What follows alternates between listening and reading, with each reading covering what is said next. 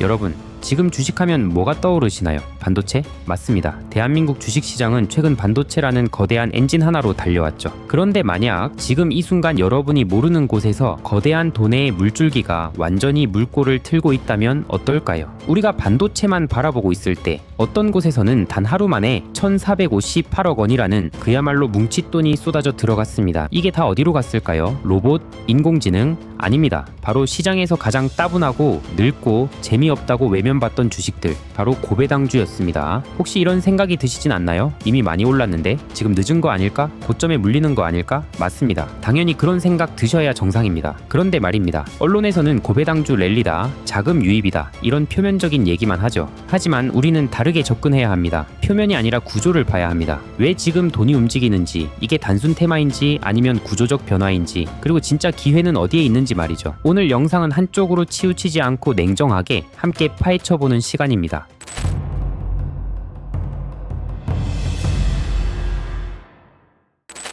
왜 이런 현상이 벌어질까요? 왜 갑자기 시장이 배당에 집중하는 걸까요? 여기에는 대한민국 자본시장에 아주 오래된 그리고 고질적인 병이 숨어 있습니다. 바로 코리아 디스카운트입니다. 코리아 디스카운트. 이 지긋지긋한 단어의 뜻이 뭔지 아십니까? 간단합니다. 한국 기업들이 실제 버는 돈이나 자산에 비해 주가가 터무니없이 낮았다는 겁니다. 왜일까요? 기업들이 돈을 못 벌어서? 아닙니다. 기술력이 없어서? 더더욱 아니죠. 문제는 딱 하나였습니다. 기업의 주인이 주주가 아니라 총수 일가였기 때문입니다. 수십 년간 한국의 대기업, 즉 재벌들은 일반 주주들의 이익 따위는 안중에도 없었습니다. 그들의 유일한 목표는 단 하나, 경영권 승계였습니다. 아들에게 혹은 손자에게 이 거대한 기업을 물려주기 위해 온갖 기상천외한 일들을 벌였죠. 이게 말이 되나요? 하지만 이게 불과 2024년까지의 대한민국 현실이었습니다. 우리는 왜 우리가 투자한 기업에게 뒤통수를 맞아야 했을까요? 그리고 2025년 이 모든 것을 뒤엎은 혁명은 대체 무엇이었을까요? 재벌 총수 일가들이 어떻게 우리 일반 주주들의 돈을 합법적으로 빼돌렸는지 그 수법들을 잠시 복기해볼까요? 첫째, 마법의 물적 분할입니다. LG화학 주주였던 분들, 2020년에 배신감을 기억하십니까? LG화학이 배터리 사업이라는 최고 알짜 사업부만 쏙 빼서 따로 상장시켰습니다. 기존 LG화학 주주들은요, 순식간에 껍데기만 남은 회사 주식을 들고 눈물을 흘려야 했습니다. 이게 합법이었습니다. 둘째, 자사주의 함정입니다. 기업이 자기 회사 주식을 사면 보통 주주 가치가 오른다고 생각하죠. 미국이나 유럽에선 그렇습니다. 사서 소각하니까요. 그럼 시장의 주식 수가 줄어서 내가 가진 주식의 가치가 오릅니다. 하지만 한국 재벌들은 소각하지 않았습니다. 그걸 창고에 쌓아뒀다가 경영권 방어할 때 아군에게 넘겨주거나 심지어 이 자사주를 담보로 대출을 받았습니다. 주주 돈으로 자기들 딴짓을 한 겁니다. 이건 그냥 마법의 방패였을 뿐이죠. 셋째, 상속세를 위한 고의적 주가 누르기. 수조 원의 상속세를 내야 하는 총수 일가 입장에선 주가가 오르면 좋을까요? 천만에요. 세금만 늘어납니다. 그래서 일부러 주가를 누릅니다. 어떻게? 간단합니다. 배당을 안 주면 됩니다. 돈을 아무리 많이 벌어도 회사에 쌓아두고 주주에겐 한 푼도 안 나눠주는 겁니다. 이런데 누가 그 주식을 사겠습니까? 주가는 당연히 바닥을 기는 거죠. 물적 분할, 자사주 꼼수, 쥐꼬리 배당. 이 세 가지가 바로 코리아 디스카운트의 본체였습니다. 주주를 동업자가 아니라 자기들 승계 작업에 돈이나 대주는 현금 인출기 정도로 취급했던 겁니다. 그런데 2025년 6월 출범한 신정부가 이 코리아 디스카운트를 정면으로 겨냥한 겁니다. 총수가 아닌 주주의 편에 서겠다며 강력한 상법 개정과 세제 개편 카드를 꺼내 들었습니다. 이 정책들이 얼마나 무서운지 하나씩 설명해 드릴게요. 첫째, 자사주 소각 의무화입니다. 자사주를 샀으면 무조건 소각해라, 예외는 없다, 이렇게 법으로 못 박아버린 겁니다. 이제 재벌들이 자사주로 장난칠 마법의 방패가 사라진 겁니다. 기업이 자사주를 사는 행위가 이제야 비로소 진짜 주주 환원이 되었습니다. 둘째, 주주 보호 3종 세트. 이게 끝이 아닙니다. 의무공개 매수제로 경영권 살 거면 일반 주주들 주식까지 다 사가라. 물적 분할 시 모회사 주주 보호로 알짜 사업부 빼가려면 원래 주주들한테 신주를 주든가 보상해라. 상속세 개편으로 주가 일부러 누르지 마라. 순자산 가치 80%로 평가해서 세금 매기겠다라고 3종 세트를 제시했습니다. 셋째, 배당소득 분리과세입니다. 이게 왜 중요하냐면요. 지금 고배당주에 돈이 쏠리는 이유인데요. 배당을 포함한 금융소득이 2천만 원이 넘어가면 여러분의 월급 같은 다른 소득이랑 합쳐서 종합소득세로 맞았습니다. 이러니 돈 많은 자산가들은 오히려 배당주를 사고 싶어도 머뭇거렸습니다. 어차피 많으면은 절반 가까이 세금으로 내야 하니까요. 그런데 2026년부터 이걸 분리과세로 바꾼다는 겁니다. 다른 소득과 상관없이 배당금에 대해서만 25% 같은 낮은 세율을 매기겠다는 거죠. 그동안 세금 무서워서 배당주 투자를 못했던 수백조 원의 큰손 자금이 고배당주로 몰려들 수밖에 없는 길이 열린 겁니다. 이 모든 정책이 단 하나의 메시지를 던지고 있습니다. 기업들이요, 이제 주주에게 돈을 돌려줘라. 시장은 즉각 반응했습니다. 그동안 억눌렸던 한국 증시가 올해 미친 듯이 폭발하기 시작한 겁니다. 한국 증시가 지금 2025년 전 세계 수익률 1위를 기록한 이유이기도 합니다. 물론 AI 수요 폭발로 반도체 호황 영향도 크겠지만요. 11월 들어 고배당주들이 다시 움직이고 있습니다. 단 하나의 뉴스 때문이었습니다. 배당소득 분리과세 최고 세율 35%보다 낮춘다. 25%로 검토 중이다. 이 한 줄의 뉴스가 기대감을 더하며 시장을 완전히 뒤집어 놓고 있습니다. 타이거 은행 고배당 플러스 탑10 플러스 고배당주, 코덱스 고배당주, 이 ETF들의 돈이 그냥 빨려 들어가고 있습니다. 순자산이 1조 원이 넘는 ETF까지 등장했죠. 시장은 이미 정부의 발표보다 한 발 앞서 움직이기 시작한 겁니다. 자, 그럼 지금 당장 고배당주 ETF에 몰빵하면 될까요? 연금까지 다 끌어모아서 넣으면 부자가 될 수 있을까요? 그런데 여기서 놀라운 사실이 하나 있습니다. 이 모든 폭발적인 상승은 아직 실제 세금 혜택이 아니라 오직 기대감 하나로만 움직이고 있다는 겁니다. 이 정책 2026년 사업연도부터 발생하는 배당 소득에 적용될 예정입니다. 만약 정책의 세부안이 확정되고 국회 통과를 하면 어떻게 될까요? 기대감으로 몰려왔던 단기 투자 자금이 썰물처럼 빠져나가는 수급 공백 현상이 발생할 수 있습니다. 즉, 기대감이 잠시 소멸되면서 주가가 눌릴 가능성도 분명히 존재합니다. 이게 바로 지금 우리가 이 현상을 냉정하게 분석해야 하는 이유입니다. 그럼 우리는 이 거대한 파도 위에서 어떻게 살아남아야 할까요? 전문가들은 이원화 전략, 즉 배당주를 두 가지 유형으로 나눠서 접근해야 한다고 말합니다. 먼저 단기 선호 배당주로 기말 배당 집중형이 있습니다. 이건 1년에 딱 한 번 회계년도 말에 배당금을 몰아서 주는 기업들입니다. 보험, 증권, 유틸리티, 철강, 건설 같은 전통적인 고배당 업종이죠. 왜 이게 단기적으로 좋냐고요? 앞서 말한 수급 공백에 대한 방어력이 뛰어납니다. 정책 기대감이 좀 식더라도 그래도 12월에 배당금 두둑하게 받아야지 하는 새로운 투자자들의 매수세가 배당 기준일까지 꾸준히 유입될 수 있거든요. 주가를 안정적으로 지지하는 방패막이가 되는 셈입니다. 두 번째로 장기 선호 배당주로 꾸준한 분기 또는 중간 배당형이 있습니다. 이건 1년에 한 번이 아니라 분기별 또는 반기별로 꾸준하게 배당을 지급하는 기업들입니다. 대표적으로 은행, 지주사, 통신사 같은 곳들이죠. 이 섹터야말로 2026년부터 수혜주가 될 가능성이 높습니다. 꾸준하고 예측 가능한 현금 흐름을 제공하기 때문에 장기적으로 세금 혜택을 온전히 누리려는 스마트머니들이 지속적으로 유입될 수 있습니다. 이건 기업의 가치와 주가를 장기적으로 끌어올리는 엔진이 됩니다. 그렇다면 이 장기 투자의 핵심, 꾸준한 배당형 종목들은 구체적으로 뭘까요? 바로 시장에서 가장 소외받고 가장 욕을 많이 먹었던 두 섹터,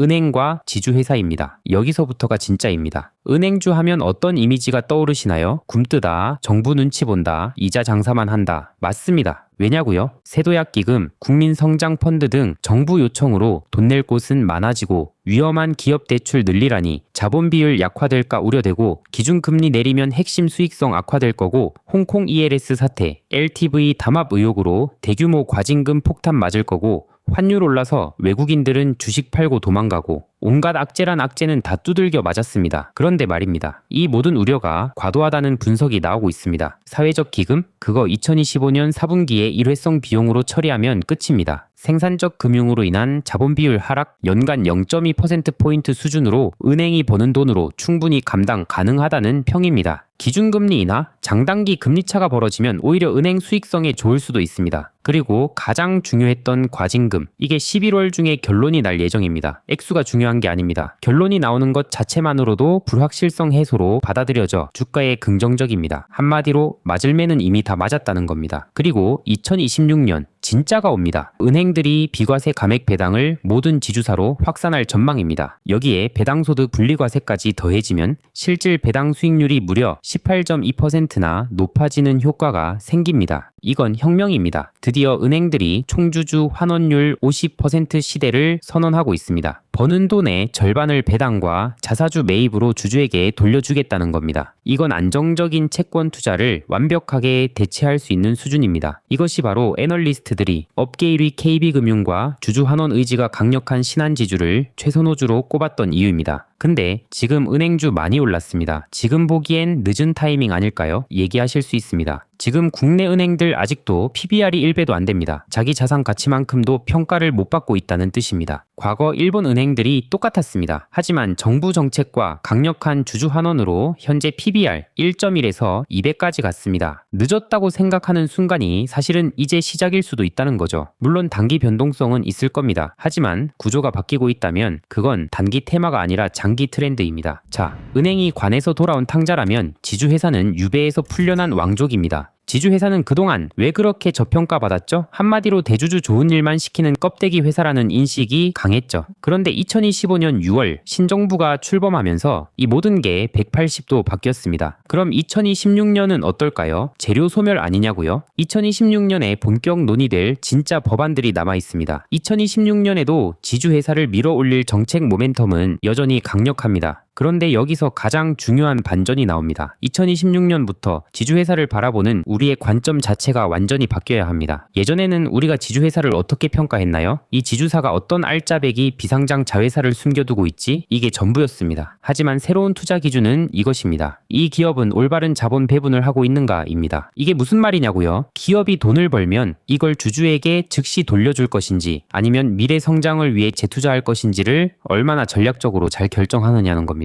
무조건 배당만 많이 주는 자린고비 기업이 능사가 아니라는 거죠. 지금 우리가 목격하고 있는 이 현상은 단순한 배당주 테마가 아닙니다. 이것은 대한민국 자본시장의 해묵은 코리아 디스카운트를 해소하고 배당주 투자의 패러다임을 근본적으로 바꾸는 거대한 패러다임의 전환입니다. 결론은 명확합니다. 단기적으로는 연말 배당 시즌을 겨냥해 기말 배당 집중형 종목으로 안정성을 확보해야 합니다. 그리고 장기적으로는 실제 정책 수혜가 기대되는 꾸준한 분기 중간 배당형 종목, 특히 강력한 주주 환원으로 무장한 은행과 올바른 자본 배분이라는 새로운 가치평가 기준을 충족시키는 우량 지주회사를 포트폴리오에 편입하는 이원화된 접근이 그 어느 때보다 중요합니다. 하지만 개별 기업을 다 분석하고 넣기 힘드실 겁니다. 그럴 때 ETF들을 활용하는 방법을 써먹을 수 있습니다. 솔금융 지주 플러스 고배당 ETF, 타이거 은행 고배당 플러스 탑10, 코덱스 은행 ETF, 코덱스 금융 고배당 탑10, 이러한 ETF를 활용해 보실 수 있습니다. 은행, 증권 지주사들이 4개월간의 하락을 끝내고 다시 상승하기 시작했습니다. 물론 기대감만으로 움직이는 시장의 변동성은 항상 경계해야 합니다. 하지만 이 거대한 변화의 물결 자체를 외면해서는 안 됩니다. 우리가 한 곳만 보느라 놓치고 있던 다른 기회들이 분명히 존재한다는 것, 그리고 그 기회를 이해하려면 표면이 아니라 구조를 봐야 한다는 것, 이게 오늘 제가 여러분과 함께 공부하고 싶었던 내용입니다. 배당 정책에 대한 업데이트를 비롯해 해당 섹터 변화의 경우 앞으로 중요한 변곡점을 지날 때마다 텔레그램에서 바로바로 알려드리겠습니다. 여러분도 아시잖아요. 이런 건 유튜브 영상으로 대응하기엔 너무 늦습니다. 유튜브는 영상을 만드는 데 시간이 걸리지만 텔레그램은 제가 시장을 보는 순간 바로 공유할 수 있거든요. 여러분들이 제 유튜브를 정말 많이 사랑해 주셔서 구독자 7만 명 달성한 게 엊그제인데 벌써 8만 명이 되었습니다. 여러분들의 사랑에 무한 감사드립니다. 이에 보답하고자 무료 텔레그램을 운영하고 있습니다. 유튜브에선 말씀드리기 어려운 이야기, 좀 더 상세한 시황과 주식 분석, 그리고 주식 꿀팁들을 공유드리고 있습니다. 그리고 7만 명 구독자 선물로 월급쟁이가 100억 버는 투자 공식이라는 전자책도 공유드려 놓았습니다. 텔레그램 입장하셔서 공지 버튼 누르시면 제가 쓴 전자책 바로 다운받으실 수 있습니다. 여러분들 사랑에 보답하기 위해 드리는 선물이니 부담 없이 즐겨주시길 바랍니다. 제 유튜브와 텔레그램만 보셔도 시간이 압도적으로 절약되도록 만들어 드리겠습니다. 유튜브 고정 댓글에 텔레그램 참여하실 수 있는 링크 공유 드릴 테니 많은 참여 바랍니다. 오늘 이 업데이트 영상 끝까지 보신 것만으로도 여러분은 이미 상위 1%입니다. 남들은 어려워서 이해하지 못할 때 우리는 이 신호를 먼저 읽습니다. 우리 함께 이 사이클을 추적해 봅시다. 댓글에 하트 하나만 남겨주세요. 단순한 좋아요가 아니라 나는 겉핥기가 아닌 제대로 된 투자를 한다는 우리끼리의 조용한 신호 같은 거죠. 저는 댓글 하나하나를 진짜 다 봅니다. 몇 개가 달렸는지가 중요한 게 아니라 얼마나 많은 분들이 이 본질을 꿰뚫어 보셨는지 그게 궁금하고 그게 힘이 됩니다. 우리의 하트 단합력이 너무 강하다 보니 댓글 부대냐는 의심을 받을 정도입니다. 여러분들이 한마음 한뜻으로 써주신 건데 말이죠. 이런 반응이 나온다는 것 자체가 우리가 뭔가 다르다는 증거 아닐까요? 평범한 채널이었다면 이런 의심도 이런 단합도 없었을 겁니다. 우리의 힘이라는 것을 느꼈고 저의 이야기에 이렇게 많이 귀 기울이시는구나 느꼈습니다. 제가 바이오주만 최근에 연달아 4개의 영상을 공유드렸는데요. 오늘 ABL바이오 상한가부터 SK바이오팜도 잘 가고 바이오주들이 상당히 많이 강세를 보였습니다. 이러한 부분들을 우리가 다 미리미리 공부하고 있었던 것이죠. 앞으로도 더욱 날카로운 분석, 더욱 본질적인 통찰로 보답하겠습니다. 감사합니다. 다음 영상에서 뵙겠습니다.